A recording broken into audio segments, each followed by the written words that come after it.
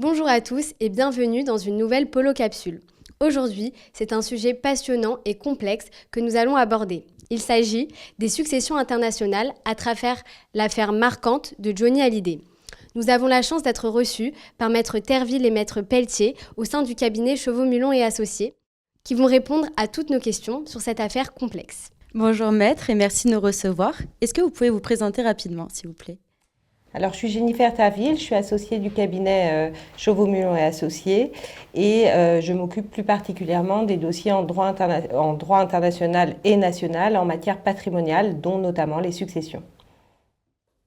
Et Morgane Pelletier, avocat associé également au cabinet Chauveau-Mulon et Associés. Et je pratique beaucoup le droit international privé de la famille, donc surtout le droit de la famille, divorce, autorité parentale et patrimoniale dans les successions. Afin d'entrer dans le vif du sujet, il est important de rappeler qu'une succession prend une dimension internationale lorsqu'elle est touchée d'un élément d'extranéité. En France aujourd'hui, on constate de plus en plus de mariages, de divorces et évidemment de successions touchés par ces éléments d'extranéité. Pouvez-vous donc répondre à ma première question ? Observez-vous une augmentation des successions internationales dans votre pratique ? Si oui, pourquoi ? Est-ce que le droit international a une place de plus en plus importante, selon vous, en matière de succession ? On est un cabinet de droit international depuis l'origine, donc des dossiers avec une dimension et des éléments d'extranéité, on en a toujours connu. Bien entendu, ça va en augmentant du fait de la mobilité des individus, mais également des mariages mixtes, de beaucoup d'expatriations également. Cette question se pose notamment en matière successorale. Ce qu'il faut bien comprendre, c'est qu'il n'y a pas de règles universelles en matière de succession. Chaque pays a ses propres règles. Et cette question, elle est très importante en matière de droit international, puisque une fois qu'on va déterminer notamment la loi applicable, on saura finalement qui vont être les héritiers et dans quelle proportion ils vont hériter. Il y a une espèce d'idée reçue en matière de succession et en matière de droit de la famille de manière générale de la plupart des individus qui pensent que comme c'est très personnel, on va appliquer la loi de la nationalité et le juge compétent sera le juge de notre nationalité. Or, on va le voir, ça n'est absolument pas un critère de rattachement. De même qu'il faut comprendre que d'un point de vue européen, aujourd'hui, on a une unicité de la succession. Ça veut dire qu'on va appliquer la même loi à l'ensemble de la succession, mais ce n'est pas forcément le cas de nos voisins. Ce qui va impliquer parfois des morcellements de succession. Ce qui n'est pas complètement incongru, puisque jusqu'à notre règlement européen, on avait aussi cette application de morcellement de la succession. Et c'est d'ailleurs tout l'objet de Expat by CMA, qui est quelque chose qu'on est en train de développer au cabinet, qui nous permet d'anticiper patrimonialement la situation des individus, parce qu'on s'est aperçu dans notre pratique que finalement, surtout en matière de succession, les gens viennent nous voir souvent trop tard et qu'en réalité, on peut prévoir, on peut organiser les choses et ça évite beaucoup de difficultés, même s'il en restera toujours à traiter, surtout en matière de succession. Merci beaucoup. Alors peut-être qu'on va rappeler rapidement les faits de l'affaire Johnny Hallyday pour replacer le cadre et le contexte de la capsule. Donc en l'espèce, Johnny Hallyday est décédé le 5 décembre 2017 en France et il avait rédigé un testament à Los Angeles où il avait une résidence qui désignait sa femme, donc Laetitia Hallyday, comme unique légataire.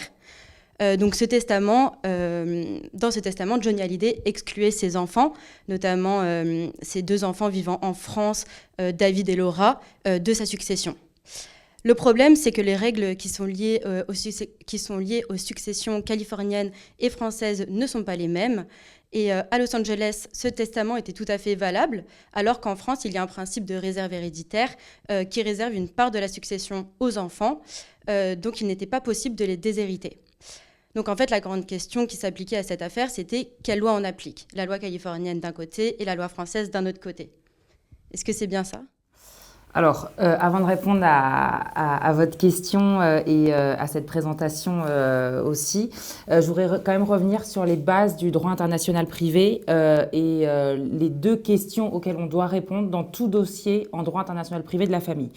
Donc, la première question, c'est quelle est la compétence du tribunal ? Ce n'est pas parce que les parties vivent en France ou à l'étranger, ce n'est pas parce que les parties sont de nationalité française ou étrangère que forcément le tribunal compétent sera la France. Donc ça, c'est la première question. La seconde étant la loi applicable. De même, ce n'est pas parce que la France est compétente que forcément elle va appliquer la loi française. Donc, comment répondre à ces questions? Il y a des instruments internationaux, donc les règlements européens, les conventions internationales, bilatérales également, qui posent ce qu'on appelle des critères de rattachement. Et on va regarder ces critères pour déterminer quel est le tribunal compétent et quelle sera la loi applicable. Ceci étant posé, il y a aussi une particularité en droit de la famille, ce qu'on appelle la divisibilité du litige. Ça veut dire que dans cette matière, il y aura plusieurs points de droit qui vont être abordés dans un dossier, et pour chaque point, il faudra qu'on détermine et la compétence et la loi applicable. Donc, par exemple, cause du divorce, liquidation, prestations compensatoires, responsabilité parentale, pension alimentaire pour les enfants. En matière de succession, et c'est ce que vous avez dit tout à l'heure, la validité du testament, par exemple la capacité de la personne qui rédige le testament, les successions, les biens meubles, les biens immeubles, etc. Donc, pour chaque point, nous devrons répondre à la compétence et la loi applicable. Donc, pour répondre à votre question, déjà sur la validité du testament, en réalité, dans l'affaire de Johnny, c'était pas le cœur du débat. Parce qu'aujourd'hui, pour la validité d'un testament, il y a des instruments internationaux et les critères qui sont posés sont tellement larges, en réalité, que c'est toujours possible de se rattacher, de rattraper une branche pour que ce testament soit considéré comme valable. Donc, par exemple, la loi applicable pour la validité d'un testament, on pourra prendre celle donc de la nationalité du testateur ou des personnes concernées dans la succession, ce qui est déjà très large, ou leur résidence habituelle aux testateurs ou aux personnes concernées par la succession. Il y a également, il y a plusieurs critères. Donc, il est difficile avec tous ces critères et donc toutes ces possibilités de loi applicable de ne pas considérer le testament comme valable. Donc, en réalité, pour moi, dans l'affaire Johnny Hallyday, la grande question qui se posait, c'était quelle était la résidence habituelle de Johnny? Est-ce que c'était en Californie ou en France? Parce que la résidence habituelle va être le critère retenu pour désigner la compétence des juridictions et la loi applicable. Donc, si on reprend les faits, Johnny Hallyday est décédé après août 2015, donc c'est le règlement succession qui s'appliquera. Tout à fait. Et bon, alors sans rentrer dans les détails de l'application du règlement, je vais juste vous donner les grands principes parce que sinon ça prendrait trop de temps et je crois qu'on n'aura pas 2 heures devant nous pour faire ce cours. Mais donc je vais reprendre de manière assez scolaire ce que je vous expliquais avant. Donc il y a la compétence des juridictions et la loi applicable. Et en réalité, le principe pour la compétence, on va retenir les juridictions de la résidence habituelle du défunt. Il y a plusieurs exceptions, parce que qui dit principe dit exception. Donc, une des premières exceptions, c'est que lorsque la juridiction de l'État membre dont la loi a été désignée par le défunt, je vais vous le préciser après, donc cette juridiction pourrait être déclarée compétente. Il y a évidemment des conditions et je vous renverrai au règlement succession. Et il y a aussi des compétences subsidiaires. C'est lorsque le défunt réside dans un État tiers. De même, il y a plusieurs conditions. Et la loi applicable, de même. Le principe, c'est la loi applicable, ça va être la loi de l'État de la résidence habituelle du défunt. Et des exceptions, la plus importante étant quand même la possibilité pour le défunt de choisir la loi qui va être applicable à sa succession.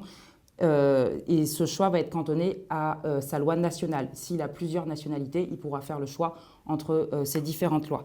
Donc, en fait, ce qu'il faut vraiment garder à l'esprit sur ce règlement succession, c'est que l'esprit du législateur européen, c'était d'unifier les règles de compétences et de loi applicables. En réalité, c'est pour aussi permettre au magistrat d'appliquer sa propre loi et pas une loi étrangère. Donc, comme vous venez de nous le rappeler, ce qui va compter et ce qui va être important, ça va être la résidence habituelle retenue pour Johnny Hallyday, pour savoir quelle juridiction est compétente et quelle sera la loi applicable à la succession. Il n'y a pas vraiment de définition stricte, il me semble, de la résidence habituelle, mais on s'accorde à dire que ce serait le pays avec lequel le défunt aurait eu les liens les plus étroits, soit le lieu de son principal établissement. Pour cela, on va se référer à un faisceau d'indices, par exemple le lieu de scolarisation des enfants. Dans le cas de l'affaire Johnny, ça va être Los Angeles. Le lieu d'établissement de la famille, pour l'affaire Johnny, Los Angeles. Le lieu des derniers soins médicaux, la France, son activité artistique, donc la France, etc. Est-ce que cette définition vous paraît correcte par rapport à votre pratique ? C'est pas tant que cette définition soit correcte parce que il y a là quand même la CJUE et la Cour de cassation qui ont repris ce faisceau d'indices. Donc moi, mon avis comparé à la CJUE et la Cour de cassation est moindre. Mais en tout cas, voilà, juste pour rappel, il y a un arrêt donc, de cette CJUE du 25 novembre 2021 qui est relativement récent, donc qui pose en fait, si vous voulez, deux catégories, deux sortes de grandes conditions. La première, c'est la volonté de l'intéressé de fixer le centre habituel de ses intérêts dans un lieu déterminé. Et le second critère, c'est une présence qui revête un degré suffisant de stabilité sur le territoire de l'État membre concerné.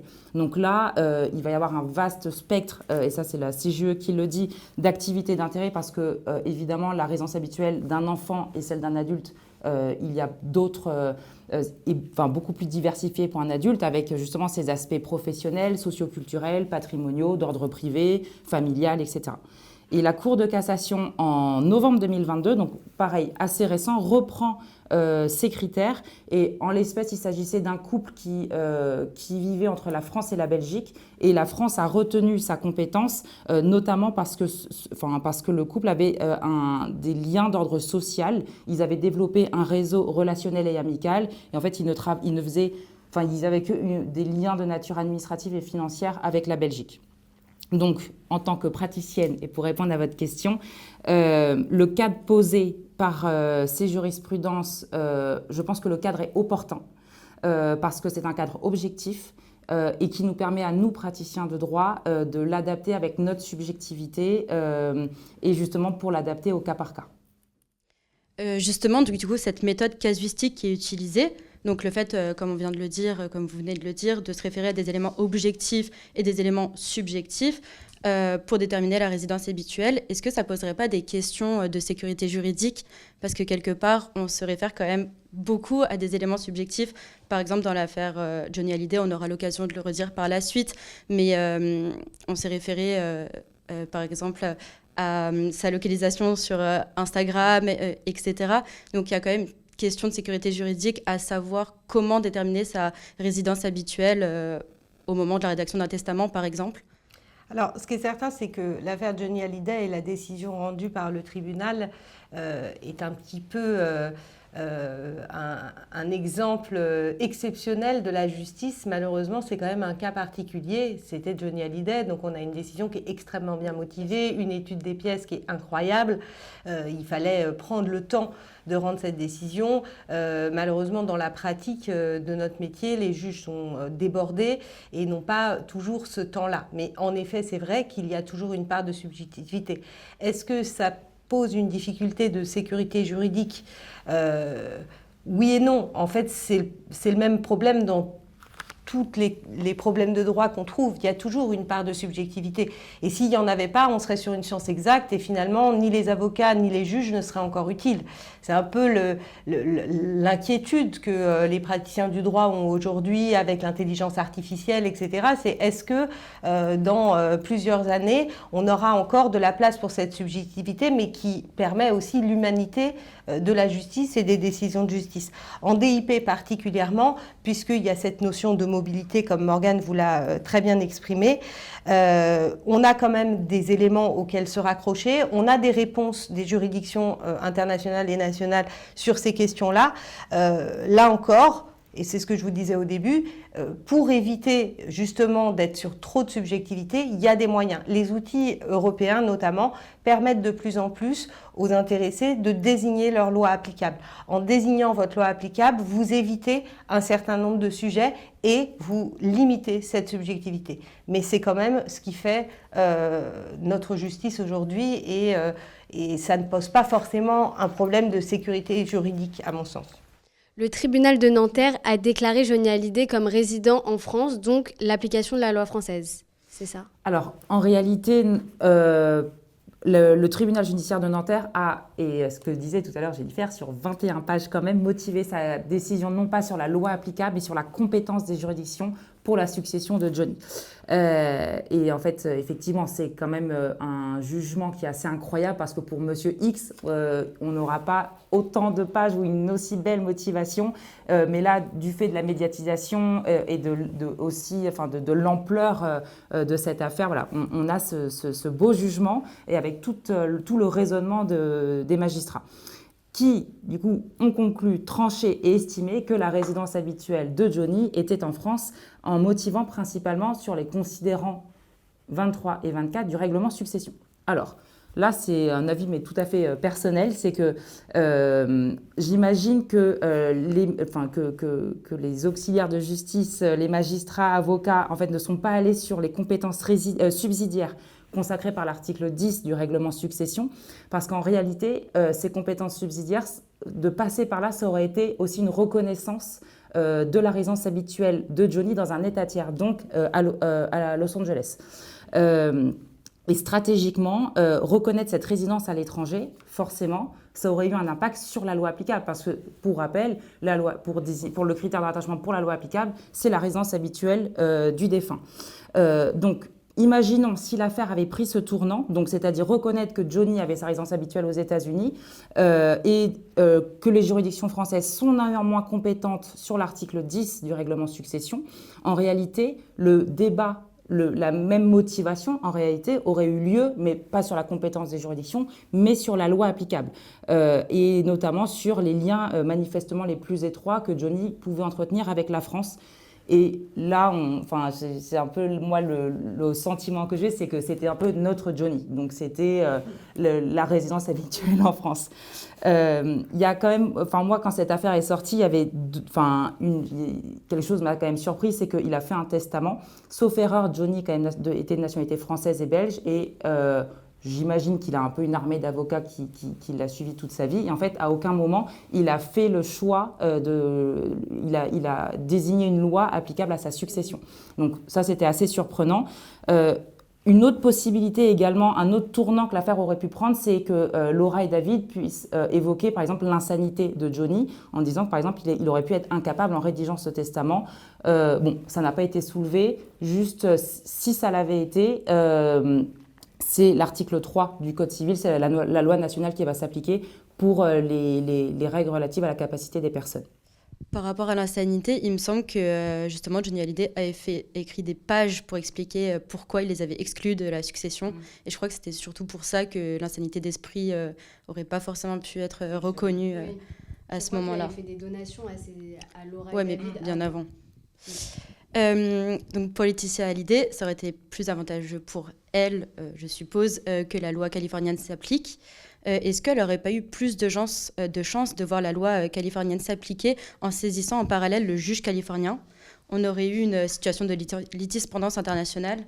Est-ce que ça n'aurait pas été plus bénéfique pour elle? Il y avait de toute façon une course à la juridiction.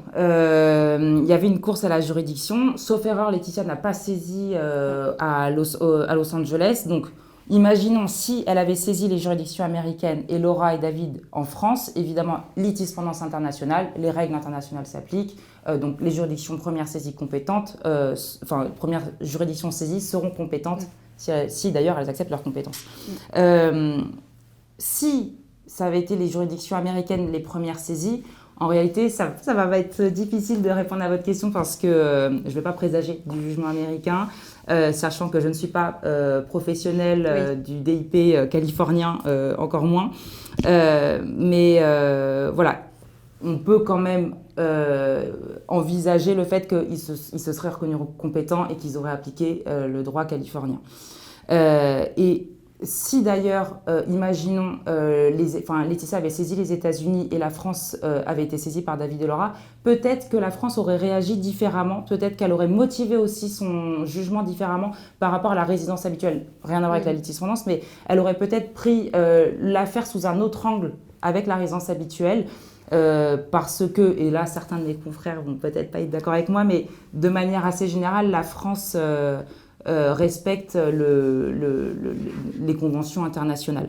Donc, tout ce que je sais aujourd'hui, c'est que la France a retenu sa compétence et a estimé que la résidence habituelle de Johnny était sur le territoire. J'ajouterais 2 points.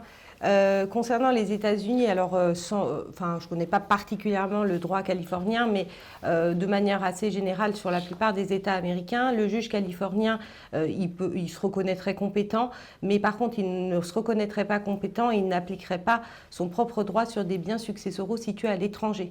Et c'est ce que je vous disais au début, c'est qu'on aurait été dans une situation du coup de morcellement de la succession. Et de la même manière que même si on était dans une situation où le droit américain s'était appliqué sur le tout et que du coup Laura et David avaient été déshérités, il y a des mécanismes, et notamment dans les pays avec les États-Unis ou qui ne connaissent pas la notion de réserve héréditaire, il y a des mécanismes qui permettent aux héritiers réservataires de prélever sur la succession et les biens successoraux en France leur part de réserve. Donc ils n'auraient pas été déshérités totalement au sens où on peut l'imaginer. Et c'est justement à quoi sert la réserve héréditaire, c'est justement de préserver les héritiers réservataires. Donc ils auraient eu un moyen de récupérer les sommes, parce que ça aurait été du coup en valeur, ou sur les biens situés en France, desquels ils auraient été exclus par le testament signé par Johnny Hallyday. On parlait de la réserve héréditaire et il y avait aussi la question de savoir si la réserve héréditaire, qui est d'ordre public interne, était d'ordre public international. Parce que dans l'affaire Johnny Hallyday, si c'était d'ordre public international, de toute façon, la loi étrangère serait écartée pour atteinte à la réserve héréditaire. Mais dans un arrêt du 27 septembre 2017, l'arrêt Maurice Jarre, la Cour de cassation a a jugé que la réserve héréditaire n'était pas d'ordre public international, ce qui permettait aussi de se poser des questions par rapport au débat que vous venez d'évoquer sur la pertinence de maintenir la réserve héréditaire telle qu'elle dans notre législation française. Justement, au sujet de la réserve héréditaire, on sait que la loi californienne ne prévoit aucune garantie pour les descendants et permet même de déshériter ses enfants, ce qui n'est bien sûr pas le cas en France grâce à cette réserve héréditaire. Selon vous, puisque dans cette affaire, il y avait 2 droits qui s'opposaient et qui faisaient débat, notamment à propos de cette notion, pensez-vous que le principe de la réserve héréditaire doit être maintenu en France même dans une affaire comme celle de Johnny Hallyday? Alors, je crois que la question n'est pas de savoir si la réserve héréditaire c'est bien ou pas. En fait, il faut remonter aux origines de cette réserve héréditaire et bien entendre que vu qu'on n'est pas sur des règles universelles, en matière notamment de succession, ça s'explique aussi par le fait que chaque pays a son histoire. Historiquement, la réserve héréditaire, elle a été mise en place en France pour deux choses. La première, c'est la préservation du patrimoine familial, éviter que le patrimoine parte à droite, à gauche, notamment les biens immobiliers, les œuvres d'art. La deuxième aussi, et l'idée de la réserve héréditaire au départ, c'est d'assurer une égalité entre les enfants et notamment entre les filles et les garçons. Si on reprend vraiment l'histoire française, les femmes n'accèdent pas au trône, les femmes ont moins de droits que les hommes. Donc cette idée de réserve héréditaire, au départ, elle est mise en place pour des raisons certaines. Si on fait un parallélisme aujourd'hui avec, par exemple, et c'est vrai que c'est souvent un sujet qui choque pour nous occidentaux, mais les pays de droit musulman, qui vont en effet souvent prévoir une réserve plus importante pour les hommes que pour les femmes, ça s'explique. Ça s'explique parce que dans ces pays-là, la femme, elle se marie, elle part vivre dans la famille du mari, elle n'appartient plus à sa famille d'origine, et c'est dans le même souci, alors forcément pour nous c'est compliqué de l'entendre, mais c'est dans le même souci de préservation du patrimoine. Alors est-ce que toutes ces idées-là ont disparu aujourd'hui? Bon, à titre très personnel, je ne le pense pas. Il faut aussi bien entendre que notre réserve héréditaire, elle a été mise en place en France, notamment parce qu'on est dans une notion de liberté, égalité, fraternité. La France a été très attachée à la notion d'égalité. C'est vrai qu'aujourd'hui, on est dans une démarche de plus en plus libertaire. Pour autant, est-ce qu'on doit en supprimer l'égalité? Est-ce que ça ne va pas poser d'autres difficultés? Finalement, la vraie question et le vrai débat aussi en France, c'est quand même qu'on est un pays qui certes a une réserve héréditaire très importante, mais on a aussi la quotité disponible qui permet aux défunts de disposer d'une partie de son patrimoine. Donc finalement, la vraie question qui se pose, c'est est-ce qu'il ne faut pas revoir les proportions de la réserve héréditaire pour laisser une part plus importante de quotité disponible? De là à la supprimer, ça va poser d'autres difficultés. Donc au final, dans l'accord Johnny, c'est un accord qui a été trouvé. Donc au final, tout ça s'est pas vraiment posé. Un accord a été trouvé, donc Laura a reçu 1,5 million, il me semble. Elle a conservé un droit moral sur la chanson Laura. Elle a récupéré une guitare de son père. David, son frère, a récupéré 1,5 million qu'il a finalement donné à sa sœur. Et il a conservé un droit moral sur l'album 100%. On ne sait pas vraiment les conditions de cet accord. Je ne sais pas si vous savez, vous, quelle forme a pris cet accord. Et dans cette affaire, on voit comment la médiation aurait pu jouer un rôle important. Qu'est-ce qui a manqué au dossier pour que les parties acceptent de passer pour une médiation? Parce qu'ils l'ont écarté dès le début de l'affaire. Donc, qu'est-ce qui a manqué au dossier, selon vous? Alors, déjà, non, effectivement, on ne sait pas quelle forme a pris l'accord. Ça aurait pu prendre plusieurs formes, un protocole d'accord transactionnel, un acte de partage avec une transaction aussi dedans. Sur le médiateur, je ne savais pas qu'ils avaient écarté directement le médiateur dès le début. C'est ce que j'ai vu, mais c'est peut-être pas le cas, mais c'est ce que j'ai cru comprendre en tout cas. Bon, alors soit il y a eu un médiateur, effectivement, et c'est ce qu'on disait vraiment au tout début de l'intervention, c'est-à-dire que généralement, en succession, les litiges durent extrêmement longtemps, donc c'est bien, on essaie toujours de trouver un accord. Donc, il y a plusieurs marges aujourd'hui qui nous permettent d'avoir cette issue amiable. Donc, effectivement, l'intervention d'un médiateur qui est une tierce personne maintenant en droit des successions, ça reste quand même un sujet technique, notamment international.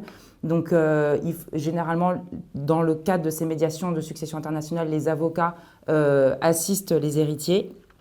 Il y aurait pu aussi avoir du droit collaboratif entre les avocats ou des négociations directement entre les avocats pour parvenir à cet accord. Merci pour cette réponse et merci pour toutes vos réponses. Ça a été un plaisir pour nous de partager ce moment avec vous et d'aborder ce sujet très intéressant. Merci beaucoup. Merci. Merci à vous.